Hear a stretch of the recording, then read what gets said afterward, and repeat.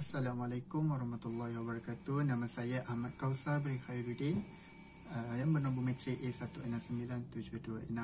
Hari ini saya ingin membuat satu video yang berkaitan refleksi pengajaran mikro. Alhamdulillah, syukur kehadirat ilahi kerana saya dapat menyelesaikan dua tugasan pengajaran mikro bagi kursus perancangan dan pembangunan pengajaran yang dikendalikan oleh pensyarah iaitu Dr. Hafizah binti Zulkifli.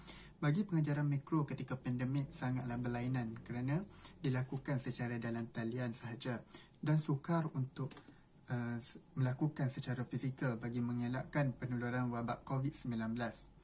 Sebagai seorang bakal guru, tidak menjadi satu titik kelemahan bagi saya untuk meneruskan tugasan pengajaran mikro ini.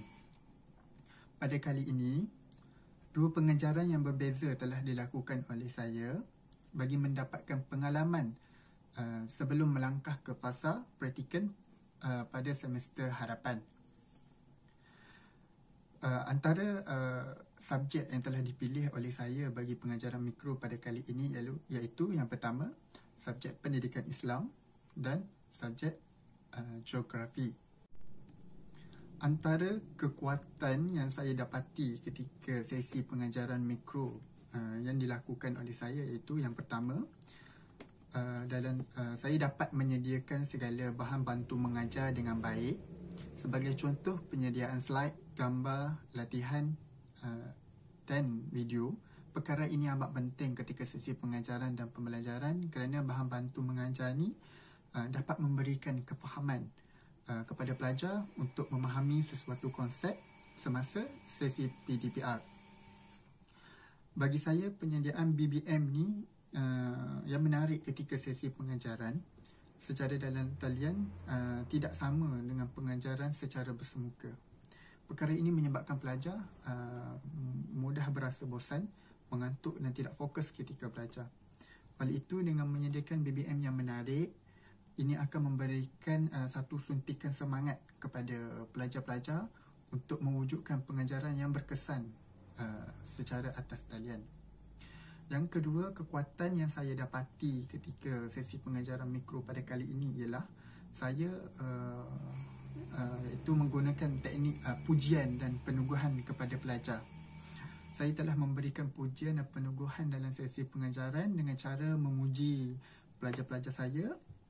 Sebagai contoh, dari segi perkataan iaitu contoh bagus, awak pandai, awak baik, bijak dan cemerlang. Manakala dari segi perbuatan saya akan mengangguk kepala, tepukan ataupun senyuman. Perkara ini dilakukan kerana pelajar dapat menjawab soalan dengan baik serta fokus ketika sesi pengajaran diberi.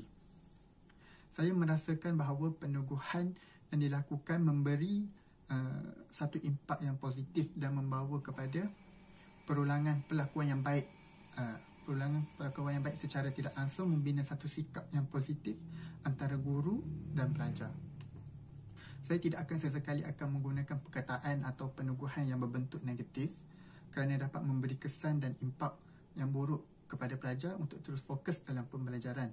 Jika saya memberikan mereka pujian dan peneguhan positif, mereka akan merasakan diri mereka ni dihargai dan berasa selesa dengan sesi pengajaran yang berlangsung.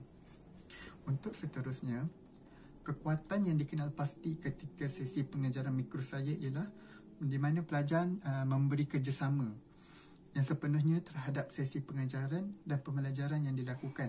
Hal ini kerana pelajar saya sentiasa bersemangat untuk menjawab setiap persoalan yang diberikan kepada mereka. Saya juga dapati pelibatan aktif oleh pelajar-pelajar saya dengan menanyakan soalan jika mereka mengalami ketidakfahaman dalam sesuatu isi pelajaran. Mereka akan membuka mic dan terus tanya soalan yang sukar untuk difahami.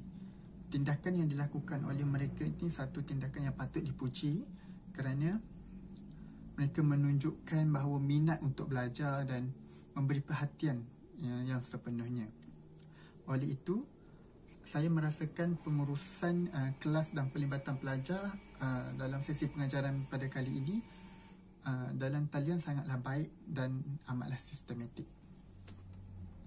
Manakala untuk kelemahan yang saya dapati ketika sesi pengajaran mikro ni, yang pertama, pelaksanaan tugasan pengajaran mikro berlangsung, antaranya kelemahan ialah gangguan teknikal ataupun masalah internet yang saya alami.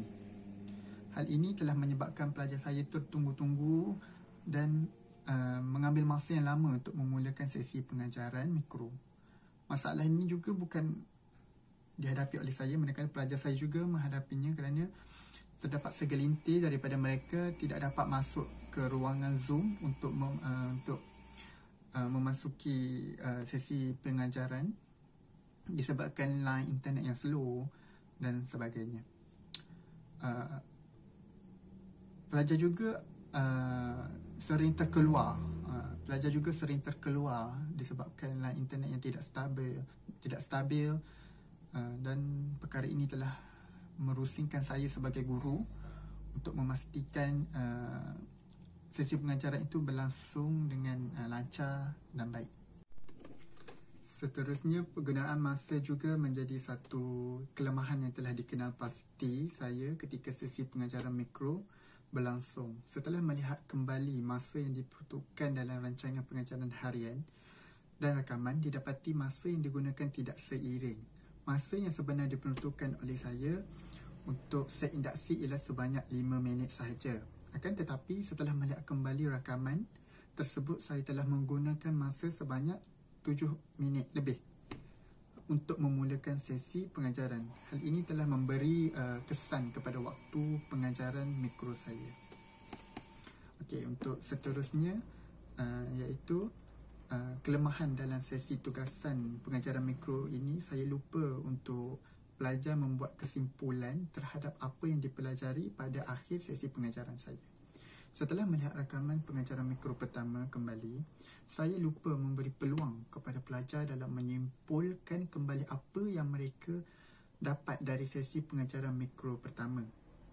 Hal ini disebabkan saya risau kesetukan masa dan menyebabkan saya terlupa untuk mereka menyimpulkan kembali dan ataupun membuat kesimpulan apa yang mereka pelajari pada sesi mikro pertama. Hal ini sangat penting bagi saya sebagai guru, memberi peluang kepada pelajar untuk menyimpulkan kembali apa yang mereka pelajari. Hal ini dapat menunjukkan keberkesanan saya sebagai bakal guru untuk sesi pengajaran dan pembelajaran. Okey, baik. Untuk seterusnya ialah cadangan penambahbaikan. Setiap kelemahan dan kekurangan saya ketika sesi pengajaran dan pengajaran mikro haruslah diperbaiki dan diambil iktibar supaya tidak berlaku semasa saya membuat praktikum pada semester harapan. Penambahbaikan yang perlu saya lakukan ialah dengan memastikan laptop ataupun internet yang digunakan pakai untuk melakukan sesi pengajaran dan pembelajaran dalam keadaan baik dan tidak mengalami sebarang kerosakan. Selain itu, saya juga haruslah menepati ketetapan masa yang ditentukan dalam RPH dengan sesi pengajaran dipatuhi dengan sebaik mungkin supaya tidak berlakunya lebihan masa dan dapat melancarkan proses pengajaran dan pembelajaran saya. Akhir sekali, saya harus memberi peluang kepada pelajar dalam membuat kesimpulan mengikut apa yang mereka fahami ketika belajar supaya saya dapat melihat keberkesanan sesi pengajaran tersebut. Kesimpulannya, dapat disimpulkan bahawa saya berpuas hati dengan tugasan pengajaran mikro saya lakukan ini. Saya juga merasakan tugasan pengajaran mikro ini dapat memberi saya satu pengalaman dan pengajaran kepada saya untuk menjadi seorang guru.